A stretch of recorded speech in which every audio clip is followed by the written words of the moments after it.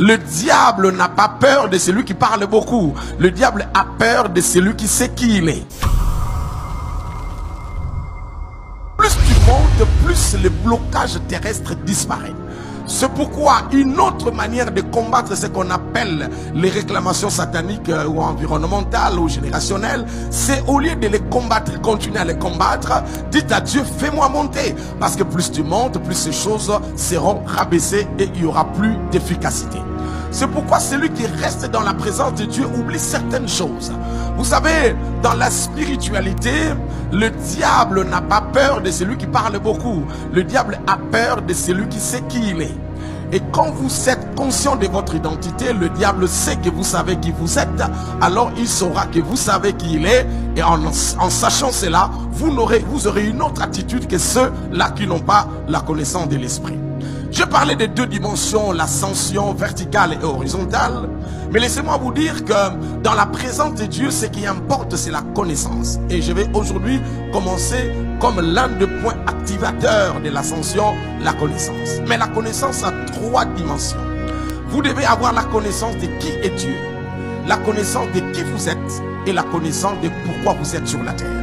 Je reformule ma pensée. La connaissance de celui qui vous a mandaté, la connaissance de votre personne et la connaissance de votre mission. Si vous avez ces trois dimensions de connaissance, vous aurez de la vitesse dans l'activité de votre destinée sur la terre. Je donne des illustrations simples. Un jour, j'étais dans ma voiture, je revenais à l'époque, je restais à Mamobutu.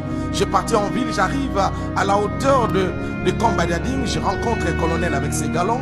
J'étais devant avec mon t-shirt, un ami devant. Et il nous a arrêtés, bon j'ai été touché, je me suis arrêté, il est entré et il s'est assis derrière. Arrivé à Lupin, un caporal, je sais pas, un sergent nous arrête le roulage. Il nous a dit stop, et quand il les arrête, il fait comme ça, un peu pour dire, comment on appelle ça, document, c'est-à-dire permis et carte rose. Je me suis rendu compte que je n'avais pas de permis parce que les permis étaient dans l'autre véhicule.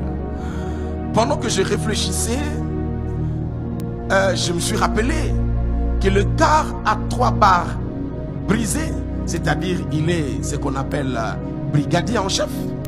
Mais celui qui est dans ma voiture a 2 têtes de lion. Ça veut dire qu'il est colonel, lieutenant-colonel. Alors en prenant conscience de celui qui est dans ma voiture, j'ai cessé d'avoir peur de celui qui m'a arrêté. Ce n'est pas que je suis plus gradé, mais celui qui est en moi et dans ma voiture a une autorité au-delà de celui qui m'a arrêté. Quand vous savez qui vous a envoyé, vous deviendrez têtu sur le chemin de la destinée. Parce que vous allez savoir que vous ne naviguez pas en se basant sur vos limites humaines ou alors vos imperfections, mais vous allez vous appuyer sur la capacité de celui qui vous a dit allez récupérer l'anneau. Quand vous savez qui est votre Dieu, qui est Jéhovah El Shaddai, qui est Adon Adonai, Kyrios Theos, Jéhovah Elion, lorsque vous savez que vous êtes envoyé par celui qu'on appelle Jéhovah Mekadiskem, je ne sais pas si vous l'appelez comment, moi je l'appelle le lion de la tribu de Juda, l'alpha ou l'oméga, l'empreinte du Dieu vivant, on l'appelle la manne cachée, d'autres l'appellent le feu dévorant et d'autres l'appellent le lion de la tribu de Juda, mais moi j'aime l'appeler l'étoile brillante du matin ou le soleil de la justice. C'est lui l'avocat et le juge particulier. Quand vous êtes avec lui, vous savez qui il est. Bien-aimé dans le Seigneur, que les gens crient, que les gens parlent, vous allez avancer, pas parce que vous êtes puissant, mais parce que celui qui est en vous est plus puissant que celui qui veut vous arrêter. Donc vous devez creuser sur savoir qui est l'Éternel.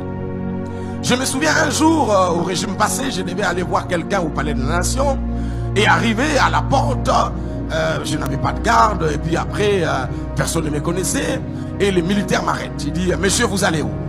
Sachant celui qui m'a demandé de venir, je les ai regardés et j'ai dit, donc vous là, quand vous voyez des gens, vous pensez que je peux quitter ma maison, venir ici, sans savoir où je vais. Au fait, tout ce que j'étais en train de dire là, c'est pas parce que je suis général, c'est parce que je sais que celui qui m'a appelé est là-dedans. Et si je cite le nom, tout le monde va me saluer comme si j'étais lui.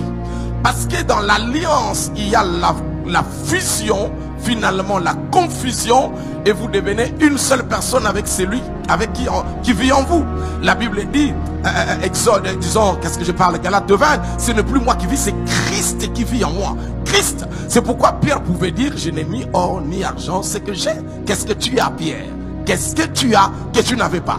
Il a la personne de Dieu, il a la présence de Dieu, il a le pouvoir de Dieu. Celui qui hier avait renié Jésus face à une femme était capable de regarder quelqu'un qui avait l'habitude de donner de l'argent chaque fois, mais il change de langage. N'oubliez pas, j'avais dit la fois passée que celui qui monte n'aura pas le même langage que celui qui est en bas.